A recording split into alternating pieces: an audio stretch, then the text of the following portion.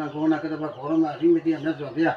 ရွှေကျောင်းတော်ငွေကျောင်းတော်မှာဤအေကရာဦးကျွမ်းငန်းမှာရှင်လူမြတ်ကြီးဗျာအခုရှင်ရစပြောဤခွေးကုန်းမှာကြည့်တော့မမြင့်ဒီစုံးကိုတေးစီတိတ်တံမြေဖို့ဆိုကနေမော်လုံးပေါ့ဗျာအတိုက်ခိုက်တွေအားလုံးဖယ်စီကျွန်တော်ဤမိမို့ဘုရားအမိတရားမိတန်ခါတော်များအမိဗျာ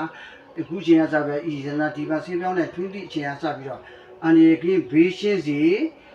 တွေးပြောကလေပြောကမှအပလည်းအားလုံးဖယ်စီစုံးကိုတေးစီတိတ်တံမြေဖို့ဆိုကနေမော်လုံးပေါ့ဗျာအတိုက်ခိုက်တွေအားလုံးဖယ်စီကျွန်တော်ဤမိမို့ဘုရားမိတရားမိတန်ခါတော်များအမိအောင်စုပတိတင်ညာဘက်ကိုကျွန်တော်ဆိုစံကြကုန်တိဒေဝတိကနတ်တကာတို့ဘုရားနာတရားနာတန်ခါတော်များအာနာစက်အာနာကြောင့်မကြက်ချက်ချင်းကျွန်တော်ဤအေးတဲ့စေးတဲ့ဒီစီတော့အခုကျန်စာမိမွေးတိုင်းဖွားမွေးတိုင်းဖြစ်စီအခုလေငန်းယောဂနဲ့ပတ်သက်ပြီးတွေးပြောကလေပြောကဟိုအားလုံးတက်တာပျောက်ကင်းစီ